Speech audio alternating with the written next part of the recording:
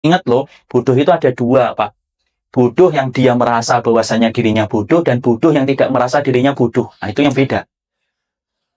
Ya, para salaf itu mengatakan, Khalil bin Ahmad itu mengatakan, bodoh itu dua. Ada bodoh, orang yang merasa kalau dirinya bodoh. Makanya dia merespon setiap nasihat yang disampaikan kepadanya ketika dia merasa dirinya bodoh.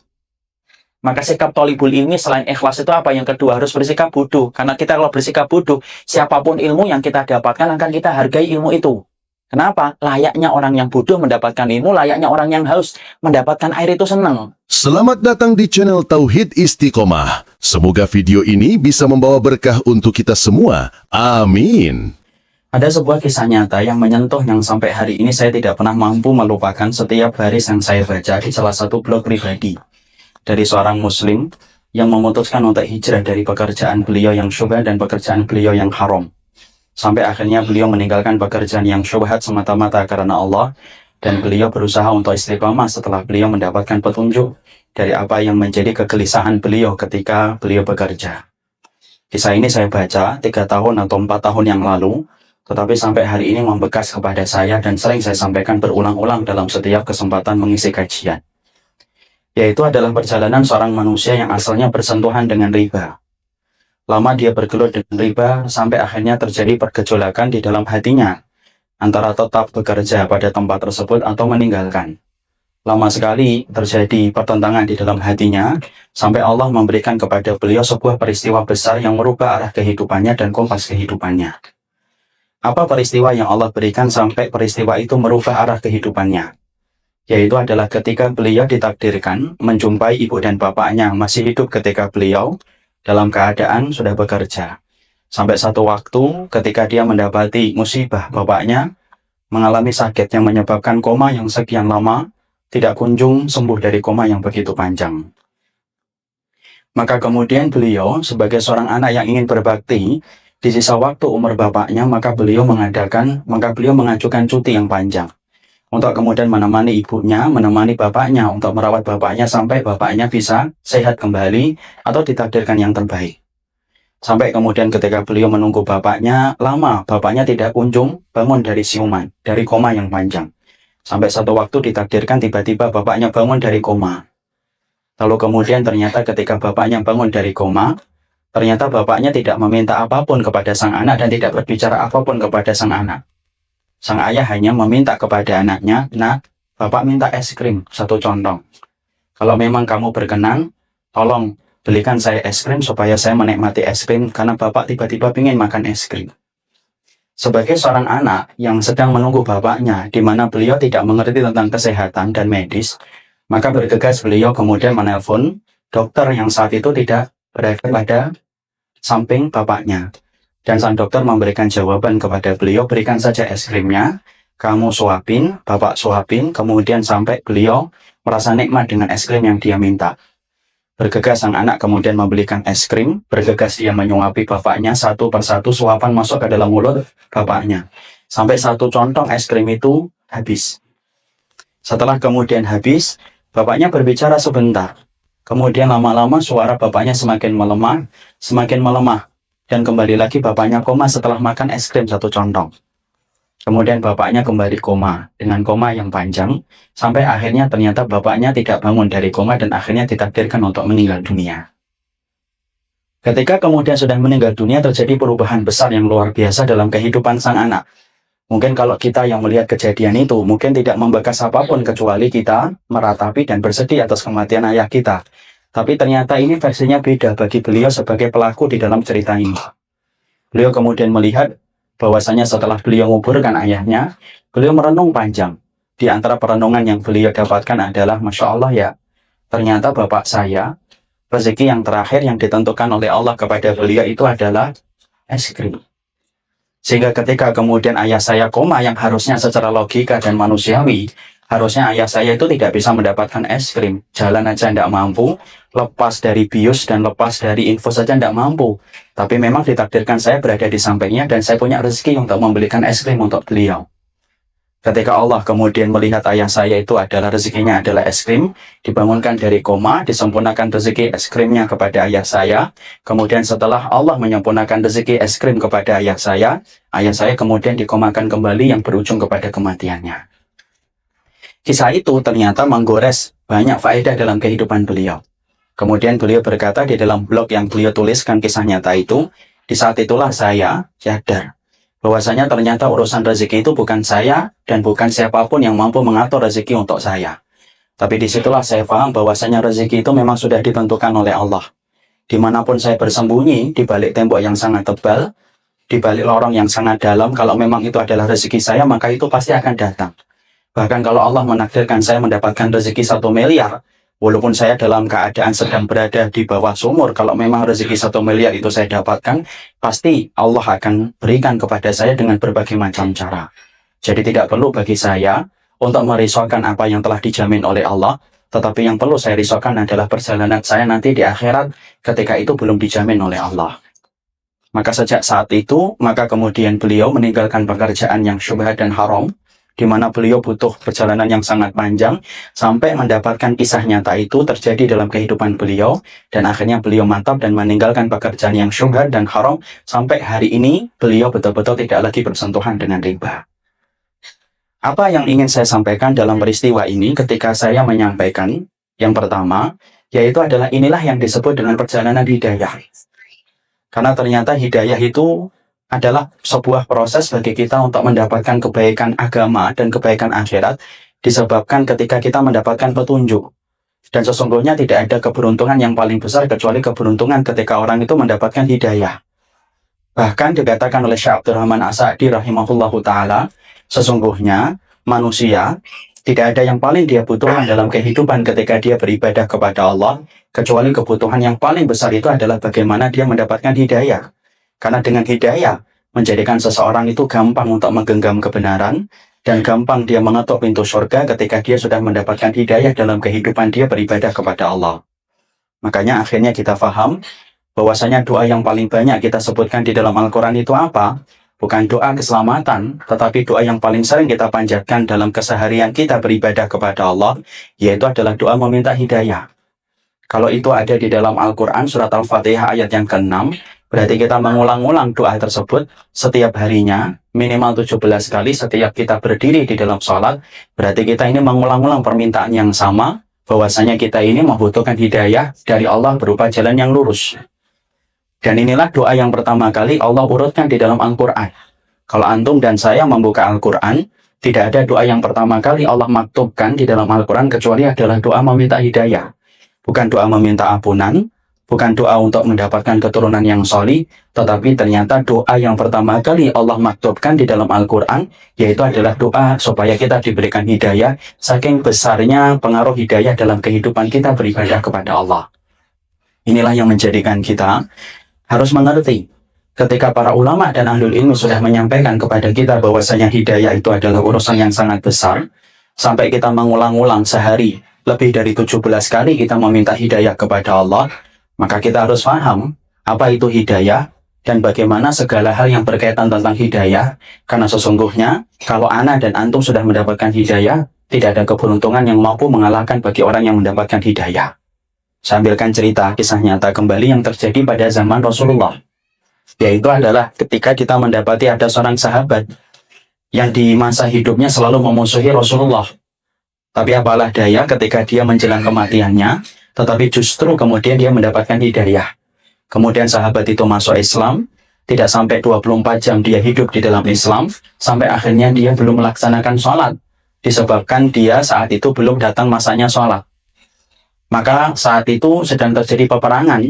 Ketika sahabat tersebut bertanya apakah saya perlu untuk melaksanakan sholat, para sahabat yang lainnya termasuk diantaranya Abu Hurairah menjawab belum, karena belum masuk waktunya sholat. Apa yang harus saya lakukan padahal saya baru saja bersyahadat kepada Allah dan Rasulnya? Maka para sahabat berkata kepada beliau, bantulah Nabi menegakkan kalimatnya ketika berperang di jalan Allah. Maka akhirnya kemudian sahabat tadi berperang, dan dalam peperangan beliau itu meninggal dunia. Sampai-sampai Abu Hurairah itu berkata, inilah penduduk surga yang keningnya belum pernah bersujud kepada Allah, tetapi dia ditetapkan oleh Allah sebagai penduduk surga dan berita itu dibenarkan oleh Nabi. Itulah hidayah kembali. Karena kalau kita sudah bicara hidayah, itu adalah bicara tentang sesuatu yang sangat besar. Perjalanan kita akan berat kalau kita tidak mendapatkan hidayah. Dan perjalanan kita akan ringan betul ketika kita mendapatkan hidayah.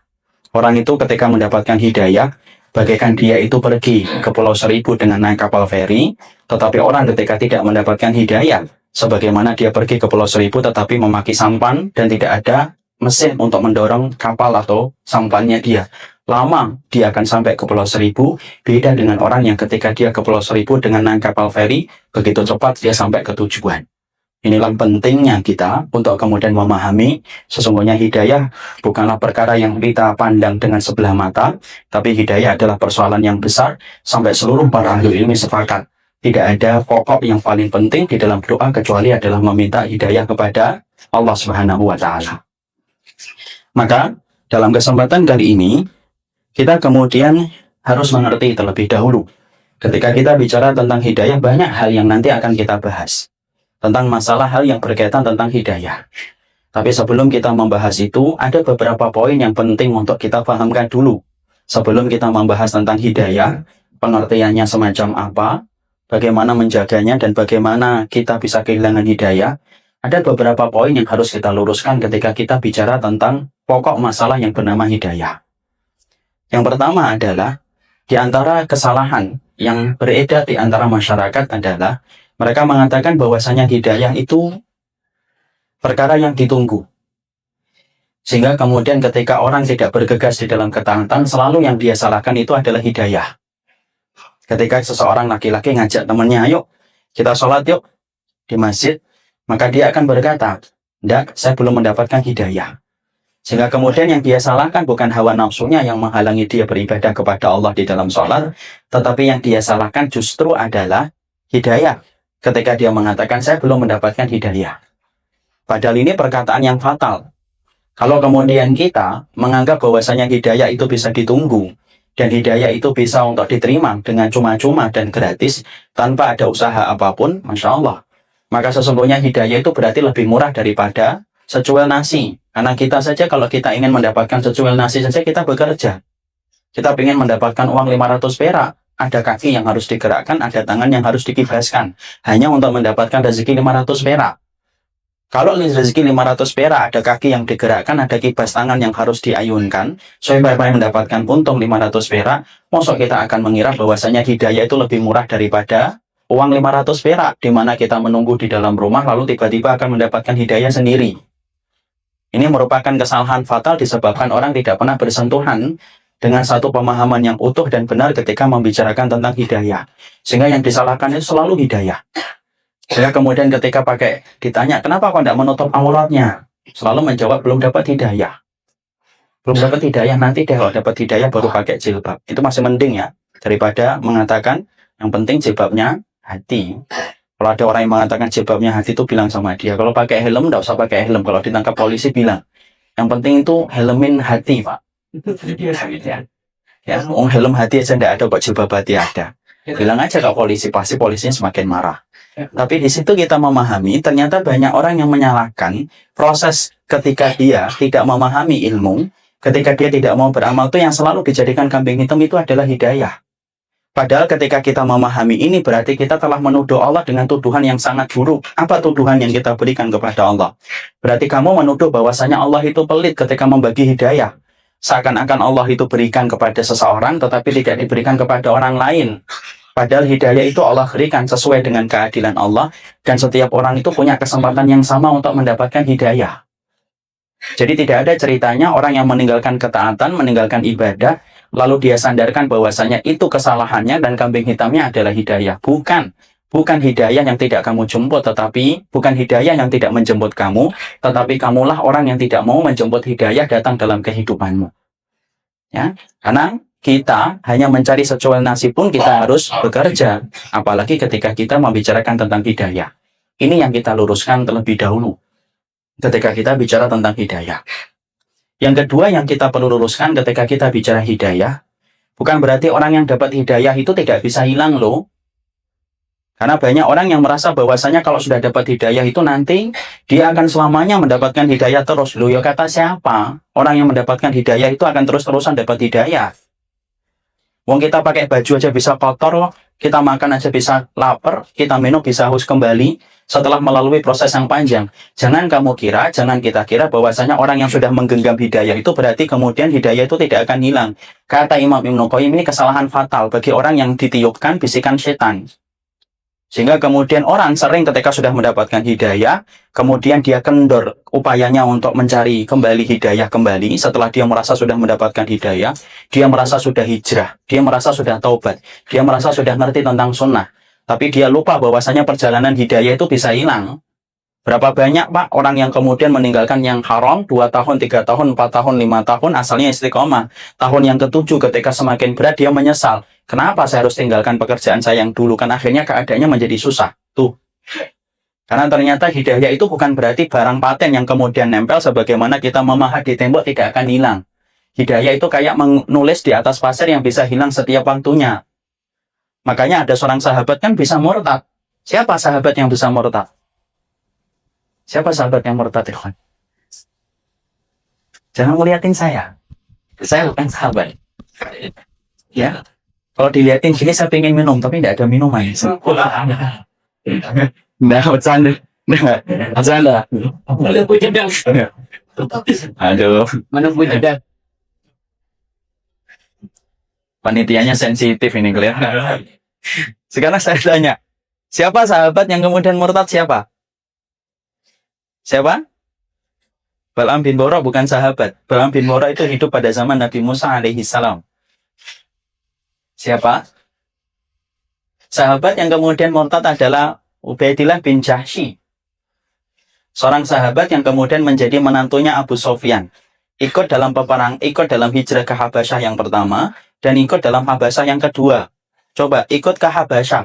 Padahal perjalanan para sahabat ketika pergi ke Habasyah, perjalanan untuk menjaga iman, dan Ubaidillah bin Jahsy ikut dalam rombongan pergi ke Habasyah karena untuk menyelamatkan kondisi imannya dan kondisi istrinya Ummu Habibah yang merupakan putri dari Abu Sufyan. Jangan bilang ya, tidak kenal Abu Sufyan ya. Jadi kemudian merupakan gembong orang musyrikun sebelum beliau masuk Islam, sampai akhirnya beliau masuk Islam. Siapa istrinya Abu Sufyan? Saya salah nanya kelihatannya. Hindun istrinya itu. Sehingga kemudian Ubaidillah bin Jahsy kemudian akhirnya pergi ke Habasyah, kembali lagi kemudian bertemu Rasulullah, kemudian pergi lagi Habasyah yang kedua ketika belum mendapatkan tempat hijrah yang tepat. Sampai akhirnya ternyata ketika Ubaidillah bin Jahsy berada di Habasyah, muamalah dia dengan orang-orang Nasoro itu tidak terhingga. Tanpa beliau memfilter dan tanpa beliau itu menjaga dirinya dari segala macam pengaruh yang bisa untuk mempengaruhi beliau. Apa yang terjadi? Yang terjadi adalah beliau akhirnya murtad ketika beliau tidak kuat untuk mempertahankan iman di Habasyah. Kesukaannya meminum khamar menjadikan Ubaidillah bin Jahsy sulit untuk menerima perintah untuk kemudian untuk meninggalkan khamar, dan akhirnya berlanjut sampai akhirnya beliau menjadi murtad, pindah kepada agama Nasara setelah dia berusaha menyelamatkan iman pada Habasyah yang pertama dan pada hijrah Habasyah yang kedua. Itu loh yang untuk menunjukkan kepada kita, jangan sombong kalau hari ini kita sudah merasa sudah hijrah. Berapa banyak orang yang mengatakan saya sudah hijrah, padahal tempatnya masih di situ, di hadapan Allah. Karena apa? Karena terkadang setan itu mencoba menipu kita, dan tipuan setan adalah tipuan yang paling lembut. Orang akan berkata, setan berkata, sudah kamu sudah hijrah, di sini saja. Padahal pada hakikatnya dia belum hijrah yang terlalu banyak. Dan belum tentu orang yang hari ini melaksanakan perjalanan ketika dia sudah menggenggam hidayah, itu akan menjadi perjalanan dia sampai dia meninggal dunia. Kenapa? Susah. Menjaga hidayah itu lebih susah daripada mendapatkan hidayah. Ya, jadi kalau akhirnya kita hari ini sudah memahami tentang hidayah, pahami betul. Menjaga itu lebih susah daripada mendapatkan. Banyak orang yang mereka itu mendapatkan momen-momen istimewa sampai mendapatkan hidayah. Dan kadang-kadang momen-momennya itu kadang-kadang itu remeh. Tapi akhirnya bisa memberikan kepadanya hidayah. Tapi apalah daya, apalah acur. Ketika dia ternyata tidak menggenggam hidayah dan tidak menjaga hidayah, dan merasa kalau dapat hidayah itu tidak mungkin akan tertukar, akhirnya mengendorkan penjagaan dan akhirnya menjadi hilang kembali hidayah tersebut. Kenapa saya berani mengatakan bahwasanya menjaga hidayah itu lebih susah daripada mendapatkan hidayah? Ya iya. Banyak Pak peristiwa-peristiwa hidayah yang sering kita dengarkan itu datang dari urusan-urusan yang tampaknya kecil, tapi bisa merubah kehidupan seseorang. Di Bekasi, di Babu Taubah, Komplek Kemang Pratama yang saya tinggal di sana, Di sana itu ada wanita yang tiba-tiba masuk Islam, saya kemudian ditelepon pihak masjid, Ustadz ini ada orang yang mau masuk Islam. Standar di dalam masjid saya itu, kemudian kalau ada orang yang masuk Islam ya tidak langsung kita terima, harus kita kemudian tanya dulu, bukan langsung diterima, silahkan bersyahadat, enggak. Kita buka dialog dulu. Kita dengan dialog itu kita menginginkan kalau ada kesalahan niat kita luruskan kembali. Ketika saya bicara sama beliau, Ibu, kenapa pengen masuk Islam? Padahal beliau guru agama di sekolah terkenal Katolik di Jakarta, guru agama. Maka kemudian saya bertanya, apakah karena ada laki-laki yang akan melamar ibu dari seorang laki-laki muslim? Dia berkata, enggak. Lalu apa yang kemudian ingin ibu dapatkan dalam Islam? Karena beliau lalu cerita, perjalanan beliau kemudian masuk Islam. Yaitu dimulai ketika beliau bermimpi. Dalam mimpi yang beliau temui, beliau itu diperintahkan untuk wudhu. Saya itu mimpi beberapa waktu yang lalu, Ustaz. Kemudian dalam mimpi saya itu wudhu. Saya bangun dan saya ngerti tidak ada agama yang memiliki perintah dan syariat wudhu kecuali itu saya dapatkan dalam Islam. Kemudian saya menganggap ini adalah bunga tidur ketika saya sering lihat orang yang berwudhu. Mungkin ketika dia mencoba menghibur diri menakwil mimpi yang dia lihat itu. Tapi kemudian beberapa hari kemudian dia bermimpi kembali, wudhu kembali. Dan setiap dia diperintahkan di dalam mimpinya, maka beliau itu menolak untuk kemudian berwudhu. Wudhu kamu. Tapi saya berusaha untuk nolak dan tidak mau untuk berwudhu. Di samping saya tidak tahu, saya juga tidak mau karena saya tahu itu miliknya kaum muslimin dan saya bukan orang Islam. Kemudian beberapa hari mimpinya kembali lebih sering daripada sebelum-sebelumnya. Sampai akhirnya dalam satu titik dia takut untuk tidur. Masya Allah. Kenapa dia takut untuk tidur? Karena saya khawatir nanti kalau tidur saya akan bermimpi. Saya pernah ngelewatin beberapa hari saya tidak tidur. Hanya untuk tidak melihat mimpi. Untuk kemudian disuruh wudhu. Masya Allah ya. Makanya kaum muslimin banyak tidurnya, wudhunya terus nih. Beliau ini kemudian sampai tidak tidur. Kemudian sampai akhirnya beliau merenungkan dan mencoba untuk bertanya kepada teman-teman SMP-nya yang dia pernah kenal muslim. Dia tanya, dia googling, dia cari, sampai akhirnya, sampai datangnya kepada beliau itu apa? Sebuah kemantapan, saatnya saya ini bersyahadat. Kenapa? Tidak ada yang memerintahkan saya, tidak ada yang mampu masuk ke dalam mimpi saya, kecuali adalah Rabb penguasa alam semesta yang memerintahkan saya berwudu. Dan akhirnya beliau masuk Islam. So, di sini kita mendapati, perjalanan mendapatkan hidayah itu terkadang datang dari sesuatu yang sifatnya remeh. Tapi wallahi, demi Allah, demi Rabb yang kita gantungkan harapan kita, dan Rabb yang kita mintakan surganya di dalam kehidupan akhirat kelak kita nanti, sesungguhnya mendapatkan hidayah lebih mudah, tetapi menjaga hidayah itu jauh lebih susah. Makanya kalau hari ini ada orang-orang yang baru merasakan, Allah nikmatnya sunnah, jangan buru-buru kita merasa jumawa dengan apa yang telah kita pilih hari ini. Kenapa? Karena belum tentu kita kemudian kalau tidak menjaga, bisa jadi sunnah ini menjadi hilang dan kita tukar dengan sesuatu yang lain dan batil. Inilah yang menjadikan kita meluruskan kembali arti hidayah itu kayak apa sih? Karena dari dua ini sering beredar sebuah pengertian yang salah. Orang sering merasa bahwasanya hidayah itu adalah hidayah itu harus kemudian didapatkan secara cuma-cuma ketika dia duduk diam di dalam ruangan. Dan banyak orang yang merasa bahwasanya kalau sudah menggenggam hidayah itu berarti tidak mungkin hilang kembali hidayah. Tidak, bisa hilang. Bahkan di salah satu tempat di daerah selatannya Jakarta, ada seorang ibu-ibu cerita bagaimana dia menceritakan temannya yang suaminya dulunya adalah orang yang sangat bersemangat untuk datang ke kajian. Bahkan saya tahu sendiri bagaimana semangatnya beliau ketika datang ke kajian. Bahkan bukan hanya datang ke kajian, sampai setiap beliau jalan, pergi ke kantor dan pulang ke kantor, tidak pernah lepas dari kajian yang selalu beliau dengarkan. Tapi apalah daya, sampai satu waktu, entah apa yang terjadi kepada beliau, sampai akhirnya beliau meninggalkan kajian, tidak pernah lagi mendengarkan. Bahkan diajak ke kajian pun menjadi lebih sulit, dan jauh lebih keras penolakannya untuk datang ke kajian. Padahal dulunya adalah orang yang menikmati kajian berpuluh-puluh tahun, tetapi satu waktu akhirnya hilang kenikmatan itu. Nah, inilah yang menjadikan kita memahami dulu. Berarti ketika kita sudah bicara hidayah, luruskan dulu kembali ilmunya. Bahwasanya hidayahmu adalah bukan didapatkan dengan cuma-cuma. Tetapi hidayahmu didapatkan dengan usaha. Layaknya kamu menggapai satu butir nasi dengan uang, maka sesungguhnya hidayah itu lebih mahal daripada secuil nasi yang kita dapatkan dalam kehidupan sarapan dan makan siang dan makan malam kita. Dan yang kedua yang kita harus pahami, hidayah itu bisa luntur. Maka ini nasihat bagi diri Ana dan nasihat bagi semuanya. Siapapun hari ini yang sudah menikmati perjalanan ibadah. Ketika kita sadar hari ini kita jadi budaknya Allah dan kita ingin taat sama Allah, jangan terlalu jumawa ya. Bahwasanya itu akan menjadi hidayah yang kita pelik sampai kita meninggal dunia. Kalau bicara hidayah nomor 2 ini, kita harus ingat kepada sebuah hadis yang harusnya membangun rasa khawatir. Apa itu hadis yang kemudian kita sangkutkan pada poin yang kedua ini? Yaitu adalah ketika Nabi mengatakan, fa inna ahadakum la ya'malu bi amali ahlil jannati hatta yakuna bainahu wa bainaha illa dhira'un fayasbiqu alaihi alkitab wa ya'malu bi amali ahlin nari hatta yadkhuluha. Hadis ini Pak membuat dulu saya itu khawatir sama teman saya, sama sahabat-sahabat saya. Kita pernah ini bareng-bareng ada 3 sahabat saya yang saya itu kental dengan mereka. Kita ini pernah hampir-hampir tumpah air mata ketika sedang membicarakan hadis ini. Hadis ini adalah ketika Rasulullah itu bersabda, fa inna ahadakum, ada loh di antara kalian itu la ya'malu bi amali ahlil jannati. Yang mana kalian itu kalau beramal, di mana mereka itu beramal dengan amalan penduduk surga, saking banyaknya amalan yang dia lakukan, hatta yakuna bainahu wa bainaha illa dhira'un. Sampai antara dia dengan surga itu tinggal sejengkal tok.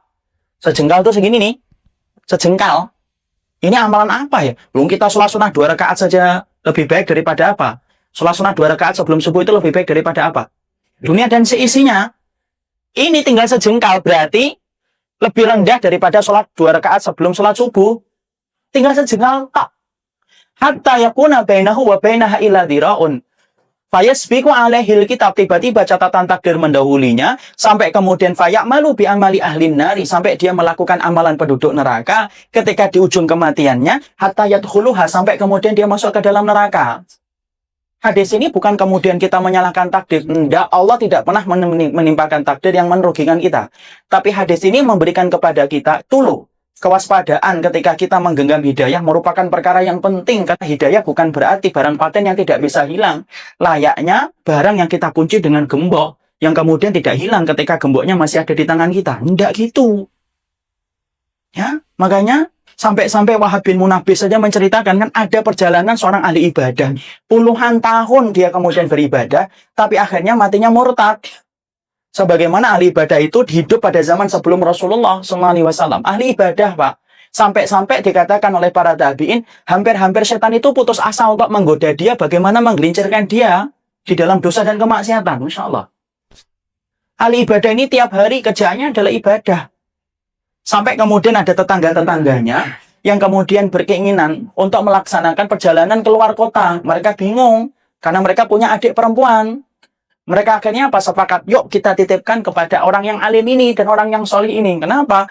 Orang yang solih ini akan amanah untuk menjaga adik kita, supaya adik kita terjaga. Apa yang terjadi? Asalnya orang alim itu berusaha keras untuk menampik dan menolak. Enggak, jangan dititipin ke saya. Tapi apalah daya, 3 pemuda itu betul-betul bertekad dalam tanda kutip keras kepala untuk menitipkan adik perempuan mereka kepada orang yang alim ini. Ya, maka akhirnya apa? Sampai adik ini akhirnya berhasil dititipkan, tetapi dengan syarat yang ditetapkan oleh alim tersebut. Apa? Yaitu adik perempuannya di bawah, dia berada di atas. Untuk tidak mengganggunya dan tidak kelihatan. Setan ketika mendapati adik perempuan itu akhirnya berhasil dititipkan kepada orang yang alim ini, kata Wahab bin Munabbih rahimahullah ta'ala, maka Masya Allah, setan itu mendapatkan celah walaupun sedikit. Itu celahnya setan. Dan setan itu sabar. Ya? Makanya kalau berdakwah tidak sabar itu kebangetan itu. Kalah sama setan. Mau maling aja sabar kok. Muterin rumah gitu. Anak buahnya ngomong, kapan bos kita maling? Sabar, itu maling. Setannya ini sabar. Makanya kemudian sampai akhirnya ketika berhasil dititipkan, maka kemudian cara laki-laki itu kalau mengirimkan logistik makanan kepada wanita yang dititipkan kepadanya gimana? Dari atas, saking ingin menjaga dari wanita. Di atas kemudian pakai tali di bawah. Sang perempuan kemudian membuka jendela, kemudian ngambil. Setan sabar. Setan itu kalau ingin menggelincirkan orang supaya tidak mendapatkan hidayah itu betul-betul sabar banget. Maka kemudian setan itu pelan-pelan membisikkan kepada dia, jangan langsung kemudian, ayo langsung datengin itu kamarnya langsung. Tidak gitu. Setan berusaha untuk kemudian mengatakan, mosok sih tega memberikan nasi, memberikan makanan dari atas, buat turun ke bawah, lebih manusiawi toh. Maka kemudian akhirnya sang laki-laki itu akhirnya nolak. Perasaan itu kemudian bergumul bergejolak di dalam hatinya. Ya tapi akhirnya diikutin pula. Oh iya, lebih manusiawi ya. Dia turun ke bawah, kemudian dia ketok, kemudian dia langsung pelincing lari ke atas. Karena tidak ingin ketemu setan. Dibiarkan dulu, sabar ya. biarin dulu, enggak apa-apa, dia biar merasakan dulu. Sampai kemudian akhirnya setan itu setelah sekian lama kayak gitu, setan kembali membisikkan, mosok sih kamu enggak pernah ngelihat orangnya? Ngelihat dikit, supaya kamu ngerti orangnya. Lalu kemudian akhirnya apa? Iya ya, kok saya enggak salah kan, mau dititipin ke saya kan? Apa salahnya saya kemudian ngeliatin orangnya itu kayak apa? Gitu. Maka kemudian akhirnya apa? Dibuka, terbuka lah kemudian untuk melihat. Setan tidak langsung mengatakan, ayo masuk ke kamarnya. Enggak. Sudah biarin dulu. Lama setan membisikkan kembali. Mosok sih harus ngeliatin tok, diajak bicara. Wanita itu butuh untuk tempat bicara. Ngobrol. Apa akhirnya? Setelah itu dibiarkan. Sampai akhirnya apa? Waliyadzubillah nasallallahu alaihi sampai terjadinya zina. Sampai kemudian mengandung. Sampai akhirnya kalut dan bingung ahli ibadah tersebut. Dibunuh sang wanita bersama dengan janin yang dia kandung. Belum selesai. Setan masih kemudian mengatakan, kamu kubur. Nanti kemudian kamu bilang kepada kakak-kakaknya bahwasanya ini pergi kabur karena tidak kuat ketika dititipkan kepada dirimu dengan aturan yang banyak. Dikubur. Kemudian dilapisi lantainya. 3 pemuda itu datang dan berkata, mana adik kami? Sang pemuda soleh itu berkata, adikmu telah kabur. Tidak kuat dia berada di sini. Kemudian akhirnya 3 pemuda itu pulang. Lalu kemudian apa? Akhirnya kemudian pulang, mereka sudah yakin. Kenapa? Mereka tidak mendustakan apa yang diomongkan oleh orang itu. Kenapa? Mereka percaya. Sampai akhirnya setan itu pindah dari pemuda soleh ini, kemudian pindah kepada 3 pemuda ini. Kemudian masuk ke dalam mimpi 3 pemuda yang menjadi kakak perempuan yang tadi dibunuh. Dijumpai itu kemudian apa dalam mimpinya? Adikmu itu nggak kabur, adikmu dibunuh, dikuburkan di salah satu bagian rumahnya. Cerita ini ada loh dalam kitab-kitab asar para salafus salih. Lalu kemudian 3 pemuda itu bangun. Ketika bangun mereka tidak menganggap mimpi tersebut, kecuali mereka menganggap karena saking rindunya mereka kepada adik mereka sampai menjumpai mimpi tersebut. Tapi mereka kaget ketika satu dengan yang lainnya ternyata mimpinya sama. Akhirnya mereka penasaran, ayolah kita buktikan betul nggak tempat itu. Akhirnya mereka mengendap-endap, mereka perhatikan kapan orang yang soleh itu pergi dari rumah. Ketika kemudian dia pergi dari rumah, mereka masuk, mereka bongkar tempat yang mereka lihat dalam mimpi, dan ternyata benar apa yang mereka saksikan. Mereka melihat tulang belulang adiknya ada di tempat tersebut. Marahlah mereka bersama dengan seluruh warga. Diseret itu pemuda tersebut. Pemuda tersebut ketika diseret, dia itu hampir-hampir bertobat kepada Allah, menyesali atas apa yang dia lakukan. Tapi apalah daya, Allah uji dulu. Di sini kita paham ya, kalau ada orang yang bertobat itu tidak dibiarkan gampang. Kadang-kadang kita ini sudah menganggap salah kalau tobat langsung gampang hidupnya. Kata siapa? Orang yang tobat itu justru akan dibuat sulit hidupnya oleh Allah untuk menguji apakah tobatnya adalah tobat jujur atau tobat mendusta. Maka betul-betul dia dipukulin ketika mereka geram mendapatkan orang yang soleh ini melakukan perbuatan yang tidak pernah mereka bayangkan. Sampai membunuh, sampai kemudian dikuburkan di bagian rumahnya. Sakit yang dia terasa, tiba-tiba setan kembali lagi datang untuk kemudian membisikkan kepadanya, kufur billah, kufur sama Allah. Nanti kalau kamu sudah kufur, nanti sesungguhnya aku akan bantu kamu supaya kamu itu kemudian mampu untuk keluar dari rasa sakit yang kamu derita. Karena aku mampu menyembuhkan. Saat itulah tergelincir hatinya. Dan dia berkata, kafartu billah, saya kufur kepada Allah. Pada saat itulah malaikat mau datang untuk mencabut nyawanya tepat ketika dia kufur kepada Allah. Tuh lihat. Ini loh yang namanya menggenggam hidayah itu susah, sulit. Makanya tadi saya katakan poin yang kedua yang ingin saya sampaikan. Ayolah. Kita hari ini ketika sudah merasakan nikmatnya sunnah, nikmatnya akidah, jangan terlalu kemudian merasa besar hati, sampai kemudian mengatakan, apalagi sampai membanggakan, alhamdulillah sudah hijrah saya. Nggak usah gitu, Allah yang sudah tahu kok.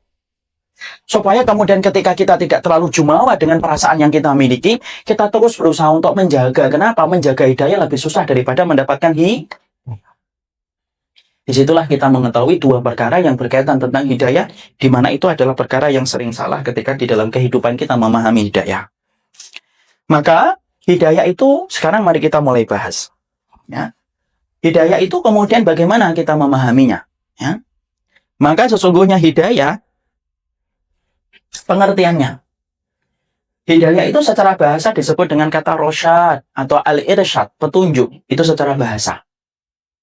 Ya. Secara bahasa adalah petunjuk yang sifatnya abstrak, maknawi. Itu namanya hidayah. Jadi, misalkan kasih saya petunjuk, tapi bukan petunjuk yang sifatnya kasat mata, tapi petunjuk yang sifatnya abstrak itu namanya hidayah. Adapun secara pengertian istilah, kalau kita kembalikan kepada definisi para ulama adalah petunjuk yang menjadikan kita mendapatkan kenikmatan di dalam ibadah dan mendapatkan posisi diridhoi oleh Allah. Itulah hidayah. Jadi kalau secara istilah adalah hidayah itu apa? Petunjuk yang menjadikan kita akhirnya mendapatkan kenikmatan dalam ibadah dan akhirnya mendapatkan posisi diridhoi oleh Allah, maka itulah yang disebut dengan hidayah. Makanya rata-rata kalau perjalanan orang dapat hidayah itu apa? Pasti yang pertama kali terasa adalah hatinya. Mulai terasa nikmat. Kemudian sanubarinya merasa tenang. Itu selalu terasa. Kemudian dia melakukan amal-amal soleh yang dulunya tidak pernah nikmat, jadi kemudian menjadi nikmat.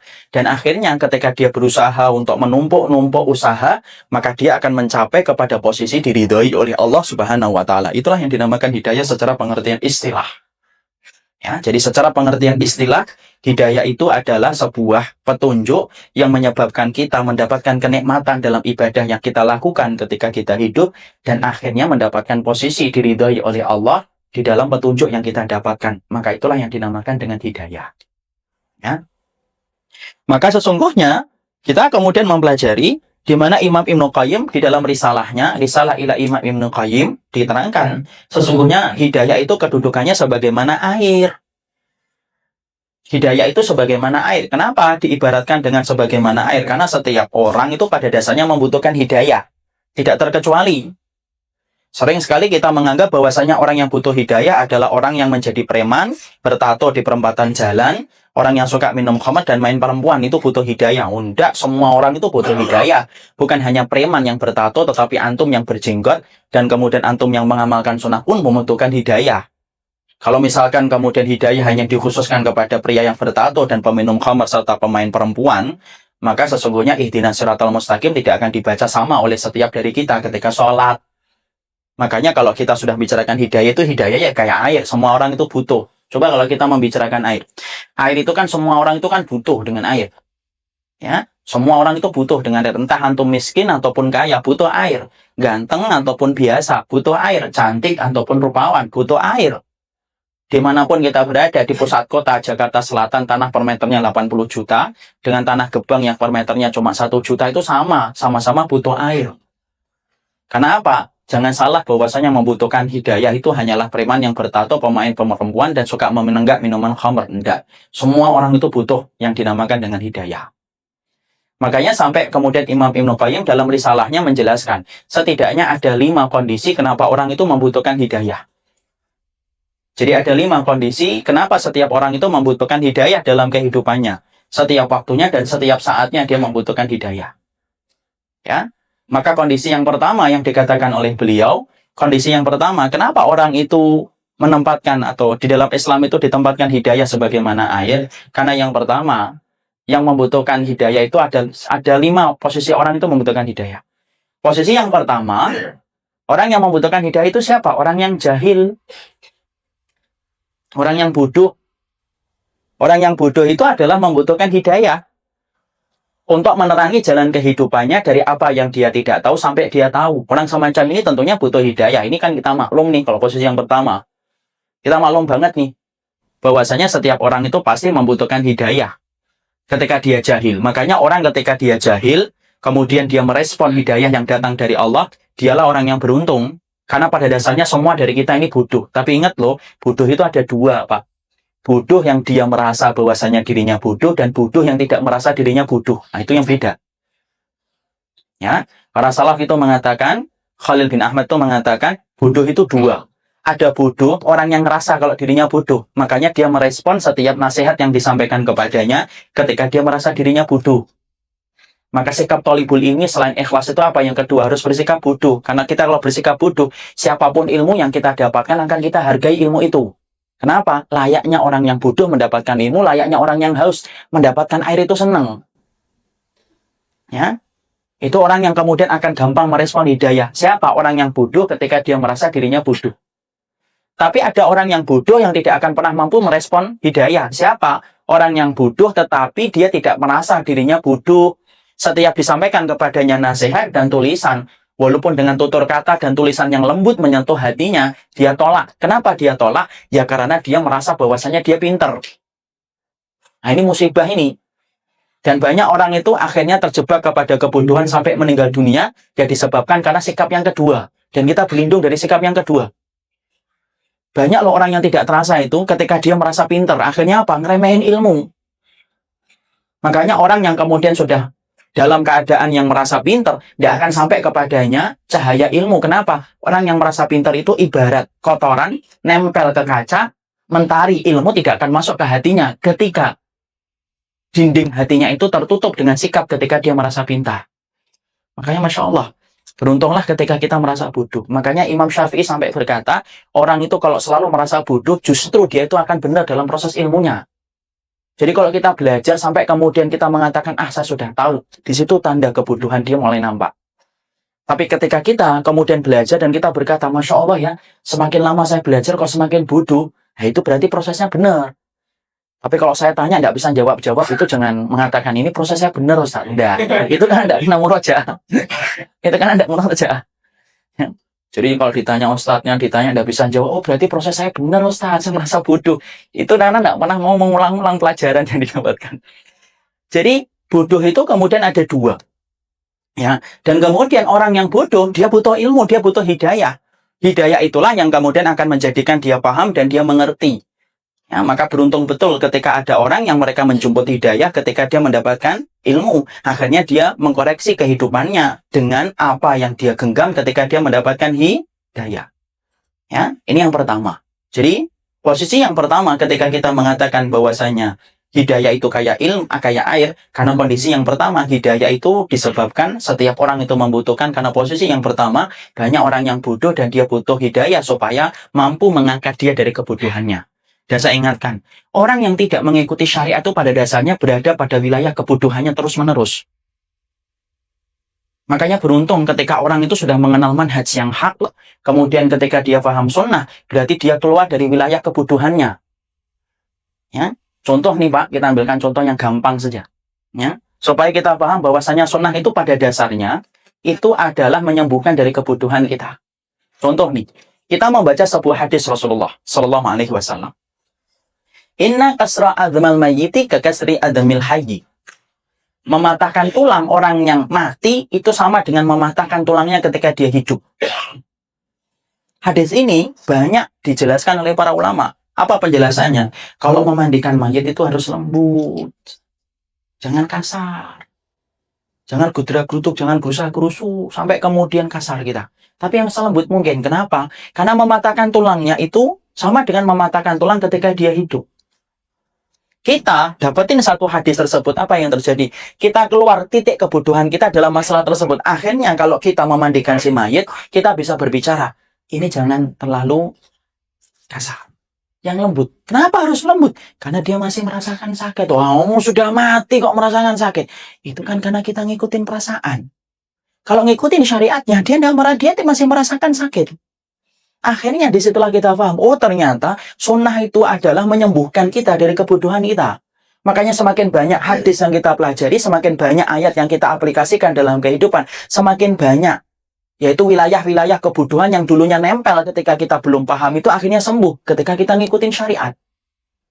Ya, makanya kalau kita belajar sunnah itu intinya apa sih? Menyembuhkan penyakit yang nempel pada diri kita sebagai manusia, kebodohan. Makanya kemudian orang itu mendapatkan hidayah, betul-betul beruntung ketika dia dari kondisi jahil sampai kemudian mendapatkan hidayah. Ini yang pertama. Yang kedua, ya, bahwasanya kondisi yang kedua, setiap orang itu membutuhkan hidayah. Yang kedua adalah bagaimana ada orang yang kemudian sudah mempelajari ilmu. Ana dan antum sudah terikat kepada majelis ilmu. Tapi kenapa kok kita tetap meminta hidayah? Kalaulah si pandir, kalaulah si bodoh, dia meminta hidayah, kita maklumi, kita paham. Dia butuh supaya kemudian dia benar.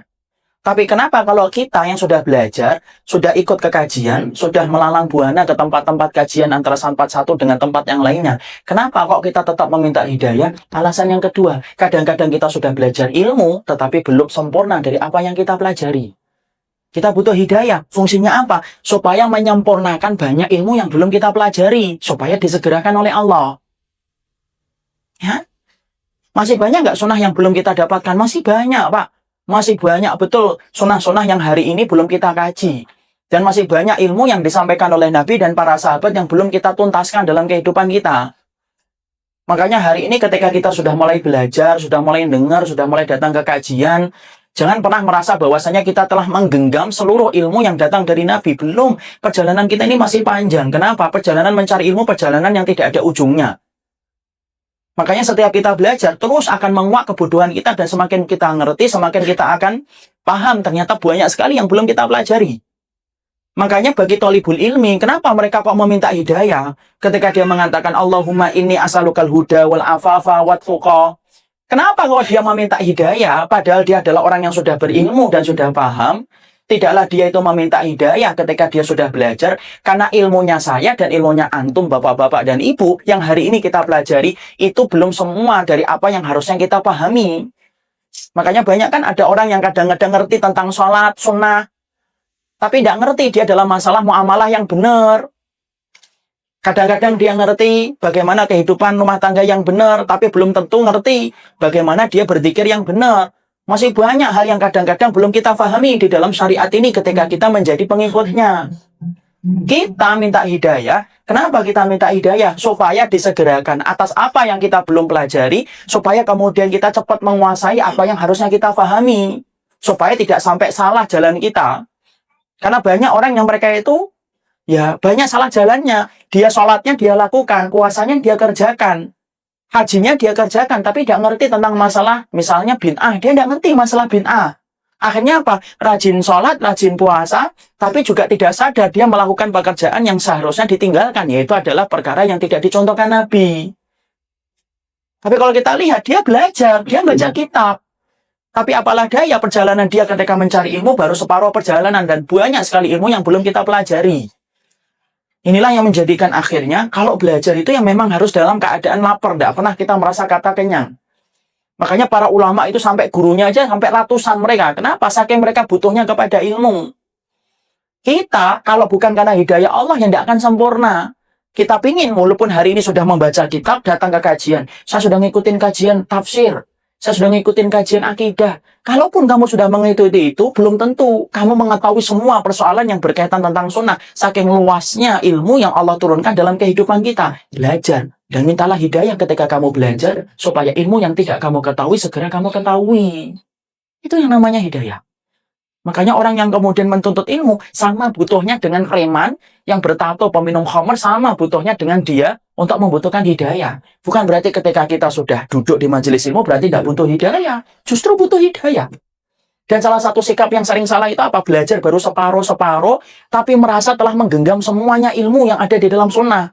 Ya akhirnya apa? Gampang memvonis, gampang menyalahkan orang. Itu yang kita harus pahami. Saya Pak, ini saya ambilkan kisah nyata saja. Ini perjalanan bagaimana perjalanan ilmu itu ternyata memang bukan kita menggenggam semuanya. Kita baru prosesnya dikit-dikit. Ambilkan contoh. Saya dulu ketika membaca hadis dari Amr bin Abi Salamah. Tahu ya Amr bin Abi Salamah? Insya Allah tahu. Saya tidak perlu menunggu jawaban daripada perihnya hati saya. Amr bin Abi Salamah ini adalah putra tirinya Rasulullah SAW. Putrianya siapa? Ummu Salamah.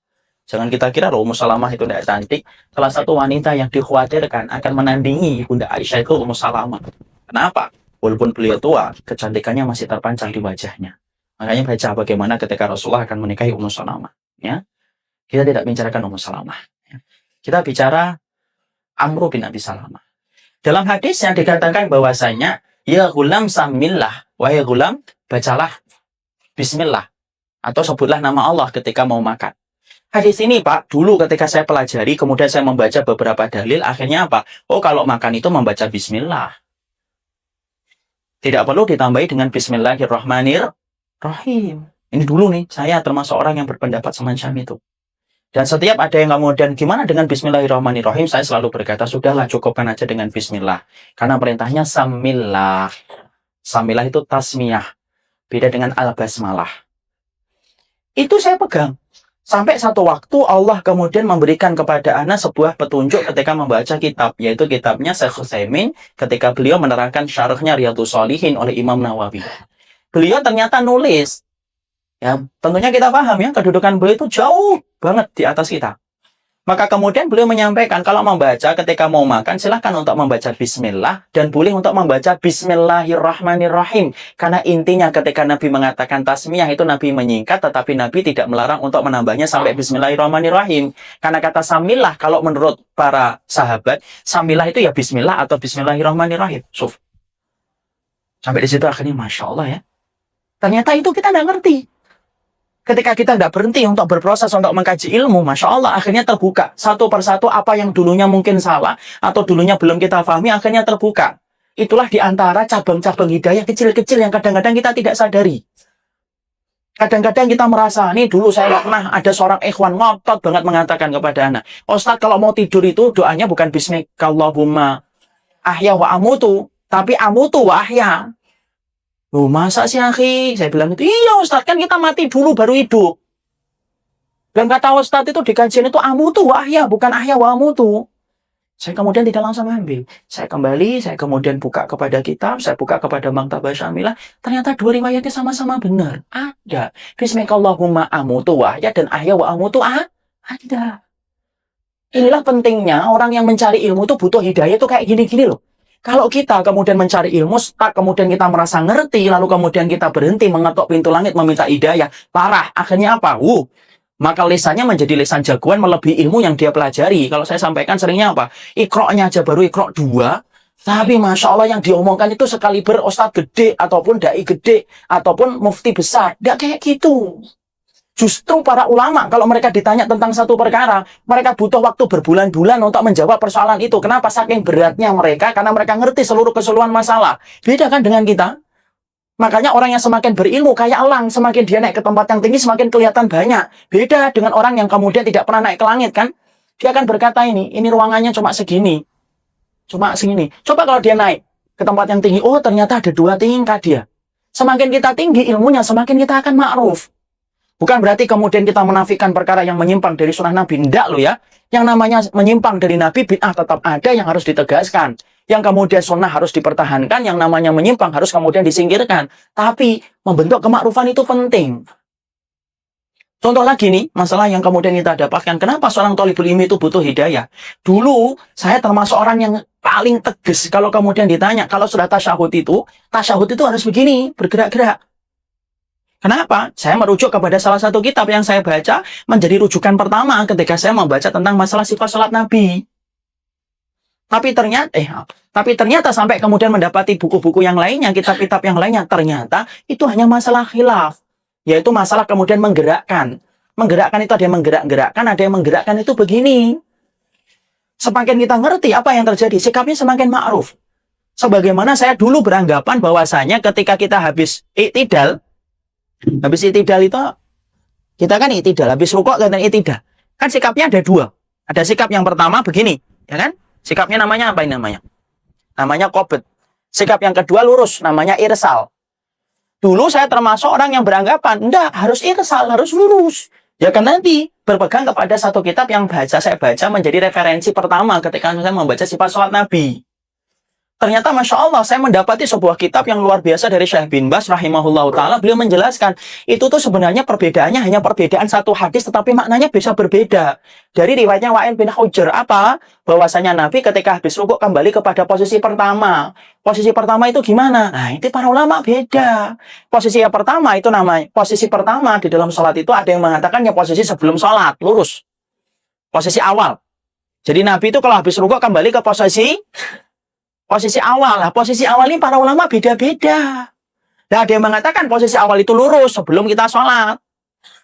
Ada yang mengatakan salah satunya Syekh bin Baz yang namanya posisi awal sebelum rukuk, ya posisi awal ketika dia sedekap. Kan dia sedekap kan sebelum dia rukuk. Itu perbedaannya cuma di situ toh. Dan ternyata khilafnya menjadi khilaf yang panjang. Tapi saya mantap untuk memilih yang kedua berdasarkan sebuah kata-kata hikmah yang saya petik dan saya membuat jatuh cinta kepada beliau. Beliau berkata, itu khilaf. Silakan yang pengen sedekap, yang pengen lurus. Itu sunnah. Tapi mencintai sesama mukmin itu hukumnya wajib. Jangan sampai yang sunnah itu menghilangkan yang wajib. Coba.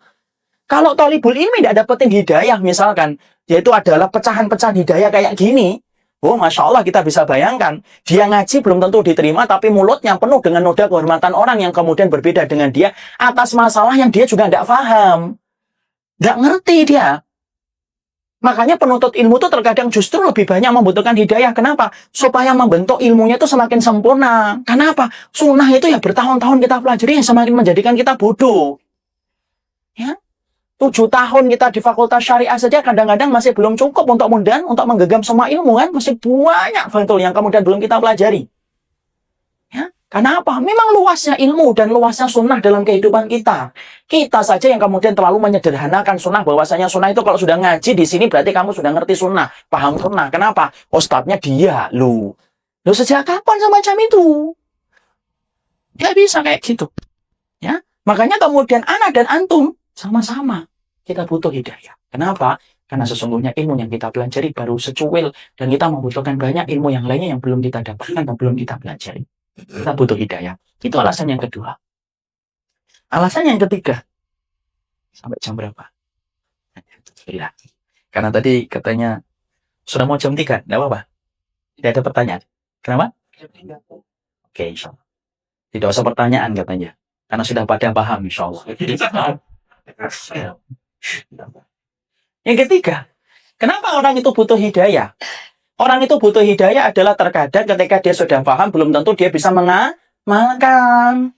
Karena ternyata mengamalkan jauh lebih susah daripada mempelajari ilmunya.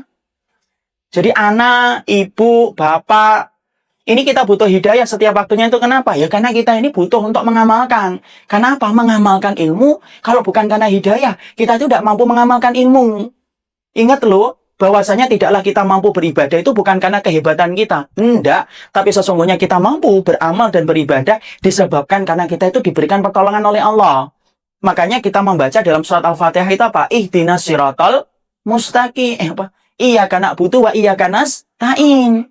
Kenapa kita membaca iyyaka na'budu wa iyyaka nasta'in? Padahal antum perhatikan, kata ibadah, kepadamu ya Allah kami beribadah dan kepadamu kami meminta pertolongan. Padahal kalau antum membaca, kata ibadah itu salah satunya meminta pertolongan sama Allah. Kenapa kok seakan-akan disebutkan 2 kali? Seakan-akan saya ingin makan padang, saya makan rendang. Itu kan sama aja, namanya padang ya rendang. Kenapa sampai disebutkan 2 kali? Kami beribadah kepadamu ya Allah dan kami meminta pertolongan kepadamu. Syekh Abdurrahman As-Sa'di menjelaskan, kamu menyebutkan kata pertolongan setelah kata ibadah karena pada dasarnya kamu itu tidak akan mampu beribadah kepada Allah sampai kamu diberikan pertolongan oleh Allah. Makanya hari ini kita belajar, kita butuh waktu untuk mengamalkan ilmu yang kita pelajari. Kenapa? Ngamalin itu lebih susah daripada menggores hitam di atas putih ketika kita bawa lembaran buku. Kalau mempelajari kan gampang kan, mengamalkan belum tentu. Berapa banyak orang yang kemudian habis kajian itu kan beda-beda kan berubahnya. Ada yang lama seminggu berubah, ada yang 3 hari, ada yang 2 hari, ada yang kafaratul majelis sudah hilang yang disampaikan ustadznya. Karena ternyata ngamalin itu susah, sulit. Kalau bukan karena Allah yang memberikan kepada kita pertolongan, bukan kita mampu melaksanakan ibadah. Makanya kita minta tolong sama Allah. Kenapa? Supaya kita mampu mengamalkan ilmu yang kita pelajari. Ya, berapa banyak seorang laki-laki ketika dia sudah belajar ilmu yang benar nih, bagaimana dia meninggalkan yang syubhat.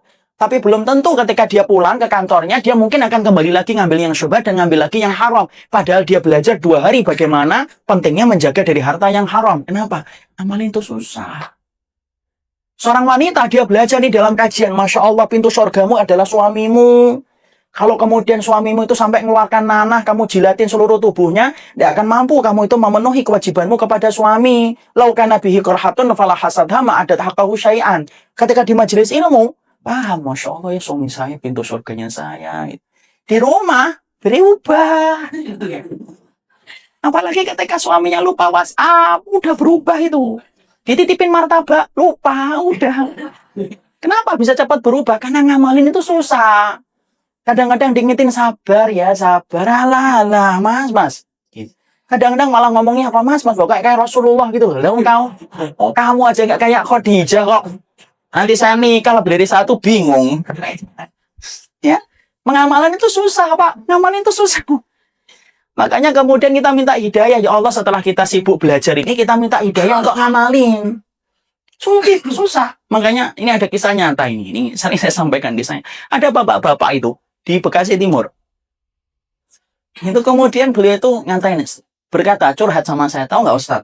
Kalau saya sudah 3 hari, 4 hari itu, kerjaan saya itu nyarikan jadwal. Kajian khusus ummahat. Untuk siapa, Pak? Untuk istri saya, Ustaz. Jadi saya ngomong sama istri saya, Mi, ini ada jadwal kajian, Mi. Kamu ikut aja ya. Nggak masak, Bi. Nggak usah, kita catering saja. Kenapa Bapak gitu? Karena Alhamdulillah Ustaz, lumayan kalau dia habis kajian itu 2 hari, 3 hari berubah. Nanti, ini kisah nyata loh, ya Allah ya. Orang yang masih hidup. Nanti setelah 3 hari, 4 hari, yo kembali lagi Ustaz, carikan lagi saya kajian. Ya Allah Karimir Rahman. Ya memang begitu kan fitrahnya wanita kan bengkok kan gitu. Jadi saya tuh 3 hari sekali nyarikan kajian. Makanya saya ikut Syamila itu saya pengen dapat kajian itu. Supaya nanti apa? Saya serahkan sama istri. Lumayan banget Ustaz 2 hari itu sudah lumayan banget bagi kita. Ini kelihatannya beban mental kita kan. Jadi kemudian ternyata disitulah kita membutuhkan hidayah. Kenapa kita butuh hidayah? Ya karena kita paham mengamalkan itu susah, sulit, luar biasa susahnya. Kita diperintahkan sabar. Rasulullah mengatakan istausu bin nisa'i khairan. Berikanlah wasiat kepada perempuan dengan cara yang baik. Karena kalau kamu mengkeraskan, kamu mematahkan. Kalau kamu membiarkan, kamu bengkok terus. Ya susah. Kadang-kadang ngamalin itu susah nggak? Sabar. Susah. Itulah kenapa kita butuh hidayah. Untuk ngamalin. Kita ini sudah sering belajar. Arti pentingnya bangun malam. Sering itu masuk ke telinga kita itu dari dulu setiap kajian itu selalu para asatidz menyebutkan pentingnya bangun tengah malam. Bermunajat kepada Allah, berdoa dengan Allah. Jangan sering berdoa dengan manusia tetapi nihil berdoa dengan Allah. Itu kan aneh. Tapi ternyata Masya Allah ternyata orang yang kemudian sudah ngerti tentang hal itu. Apakah semuanya bisa ngamalin langsung? Belum tentu. Ada yang rajin ngaji kemana-mana. Tapi juga tidak pernah bangun malam. Ya, cuma niatnya sudah benar. Ketika malam nyalakan alarm 2, 3, 4, 5 lewat semuanya. Nah ternyata itu ini pada ketawa itu saya malah curiga ya. Ini ketawa jujur atau menertawakan diri sendiri. Tapi di situ yang kita pahami berarti betul apa yang dikatakan oleh Imam Ibnu Qayyim. Apa yang dikatakan oleh Imam Ibnu Qayyim tadi? Yang keempat, yang keberapa tadi? Yang ketiga. Berarti benar, orang itu butuh hidayah walaupun sudah sibuk ngaji. Kenapa tetap butuh hidayah? Bahkan orang yang ngaji lebih besar membutuhkan hidayah daripada preman yang bertato, yang menegak khamar dan bermain perempuan. Karena pada dasarnya ilmu yang kita pelajari butuh untuk kita amalin. Itu yang ketiga. Yang keempat, kenapa kita butuh hidayah? Yang keempat, orang itu butuh hidayah disebabkan yang keempat, yaitu adalah dia itu terkadang memahami satu perkara tetapi ternyata salah pengamalannya. Orang semacam ini kan butuh hidayah kan? Kenapa? Salah dia mengamalkan ilmunya, salah memahami ilmunya. Sehingga kemudian dia butuh hidayah. Kenapa? Supaya pemahaman yang salah itu kembali lurus setelah dia mendapatkan hidayah. Dan ingat loh, rata-rata orang itu hari ini menyimpang dari jalan Nabi itu ya disebabkan karena salah pemahaman. Ini contoh kisah nyata ya. Imam Abu Hanifah itu pernah, beliau lagi jalan. Dari kejauhan dia melihat seorang pemuda. Pemuda itu nyambit buah, kemudian dia nyuri buah. Tidak minta izin kepada pemilik kebun. Imam Abu Hanifah dari kejauhan sudah berpikir, waduh, pemuda ini nyuri buah. Apa nggak ngerti apa dosanya? Sembari kemudian dia berusaha untuk kemudian mendekati pemuda tadi yang mencuri buah, maka kemudian dia berhusnudzon. Itu loh ulama. Ah mungkin jangan-jangan dia dalam keadaan lapar. Itu loh semangatnya ulama besar itu ngasih udzur. Bukan kemudian seneng kalau dapat keburukan orang. Apalagi di-share di mana-mana tanpa tabayun. Maka kemudian, dia kemudian apa? Diikutin orang itu. Diikutin orang itu sampai kemudian ketika mau disentuh, mau dipegang, orang itu ternyata memberikan buah kepada orang-orang jompo, orang-orang lemah yang ada di pinggir jalan. Nah, Imam Abu Hanifah habis husnudzon. Oh, karena lapar nih dia mencuri. Ya, ternyata malah dikasihkan ke orang. Oh, berarti dia nggak lapar. Akhirnya Imam Abu Hanifah betul-betul memegangnya dan berkata, Sarokta, kamu tadi habis mencuri. Iya. Aku kira kamu lapar, aku kasih udzur. Kamu itu lapar sampai kamu mencuri. Lalu kemudian dia berkata, iya, saya nggak lapar. Lah kenapa kamu mencuri? Sarok tulillah. Ya jawabannya. Dia mengatakan, aku mencuri karena Allah. Suf, mencurinya karena Allah. Itulah pencuri pada zaman Imam Abu Hanifah. Pinter lagi bahasa Arab. Sarok tu, bahasa Arab. Sarok tulillah, saya mencuri karena Allah Subhanahu wa taala. Imam Abu Hanifah bingung. Di mana ada, saya belum pernah belajar fikih itu namanya mencuri karena Allah itu mana. Kemudian dia mendengarkan penjelasan dulu. Maka orang itu berkata, gimana saya itu mencuri bukan karena Allah? Karena gini, saya kalau mencuri, berarti saya itu kemudian mendapatkan satu dosa. Dosa mencuri. Dan ingat loh, kata beliau kepada Imam Abu Hanifah, dosa itu tidak dilipat gandakan, cukup satu. Tapi saya ketika berinfak, saya kasihkan buah-buah ini kepada fakir miskin, maka saya mendapatkan pahala sedekah. Dan ingat loh, sedekah itu dilipat gandakan 10 kali lipat. Tuh kan, pinter kan? Masya Allah ya. Masya Allah, kalau malingnya kayak gini mumet ustadznya. Kemudian dia berkata, berarti 10 kurangi 1, masih berapa? 9. Jadi saya pulang masih dapat pahala 9. Tidak apa-apa saya nyuri, saya ridho dapat pahala dosa mencuri. Tapi insya Allah akan hilang. Kenapa? Saya ridho pula 10 pahala yang dilipat gandakan oleh Allah itu. Saya kurangi untuk nutupin dosa saya ketika mencuri. Imam Abu Hanifah geleng-geleng saja. Dan berkata menyebutkan hadis telak yang tidak bisa dijawab. Apa hadis yang dia sampaikan? Innallaha thayyibun wa la yaqbalu illa thayyiban. Allah itu thayyib, Allah itu baik, tetapi Allah tidak pernah menerima kecuali yang baik. Jadi kamu ketika mencuri tidak akan diterima oleh Allah. Kenapa? Datang dari sesuatu yang buruk. Tipe orang kayak gini itu banyak nggak di zaman kita? Banyak, Pak. Maaf ya, saya sebutkan ada 1-2 pejabat yang punya tipe semacam ini. Bahwasanya tidak apa-apa kita korupsi 1 miliar 500 juta diinfakkan di jalan masjid. 500 juta untuk kita. Kita sudah dapat pahala untuk bangunan rumah kan? Ya, kemudian 500 juta buat kita, tidak apa-apa. Nanti apa? Rumah kita di surga kan akan narik kita ke surga, tidak jadi ke neraka. Itu saya pernah dengar. Pemahaman yang menyimpang ini kan bahaya, Pak. Makanya kita butuh hidayah kan? Banyak kita butuh hidayah. Kenapa kita butuh hidayah? Gek, kalau kata orang Semarang, jangan-jangan nih, kita ini sering mendapatkan ilmu pemahamannya salah. Lah kita minta kepada Allah. Anda nih ya? Anda belum. Kalau sudah Anda, tidak bisa diterusin. Dan kita membutuhkan hidayah itu apa? Supaya meluruskan kembali pemahaman kita yang salah. Jadi inilah pentingnya bagi kita untuk memahami, Masya Allah. Jangan kamu anggap remeh, bahwasanya orang yang sibuk dalam kajian itu bukan berarti tidak membutuhkan hidayah. Justru butuh hidayah. Kenapa? Salah satu alasannya supaya pemahaman yang salah itu diluruskan. Ya? Hari ini banyak kan pemahaman yang menyimpang kan. Orang yang datang ke dukun tidak mau disebut dengan orang yang datang ke dukun. Dia mengatakan apa? Kami tidak syirik kok. Mau datang ke dukun itu sebagaimana kita berlindung dari hujan dengan menggunakan payung. Dukunnya itu kayak payung buat kita. Itu pernah saya dengarkan langsung. Karena dukun itu ketika ada yang datang, ini ada orang nanya sama saya tuh datang ke paranormal, Ustaz. Paranormalnya bilang gini sama saya, Pak, saya ini bukan dukun ya, Pak. Ya terus apa? Ya gini loh, Bapak kalau hujan itu Bapak melindungi tubuhnya dengan apa? Payung. Supaya apa? Nggak kena hujan. Ya, saya itu payungnya Bapak. Ya anggap aja saya payung. Orang itu tanya sama saya, padahal yang namanya dukun tetap dukun. Pemahaman yang menyimpang kayak gini tuh banyak, luar biasa. Dan inilah yang menjadi sebab kerusakan kita di dalam agama ketika mendapatkan pemahaman yang menyimpang.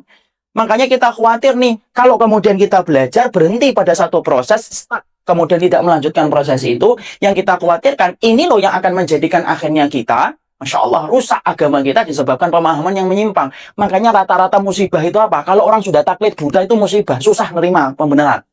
Kalau bukan datang ustadznya. Padahal Masya Allah, kemaksuman itu telah wafat. Ini, catat baik-baik. Kemaksuman itu telah wafat dengan wafatnya Rasulullah SAW. Ya, ada lagi yang maksum. Kalau kita taklid buta, Masya Allah, kalau kita sampai taklid buta, ya tidak akan pernah benar pemikiran kita yang salah disebabkan kita taklid buta kepada fulan.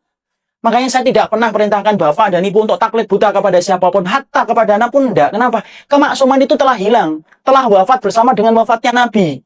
Kalau kita ingin sembuh atas pemahaman yang salah, belajarlah untuk mendengar dari setiap ilmu yang sampai kepada kita, hargai ilmu itu. Walaupun terkadang dari anak kecil yang belum pernah kita kenal sebelumnya.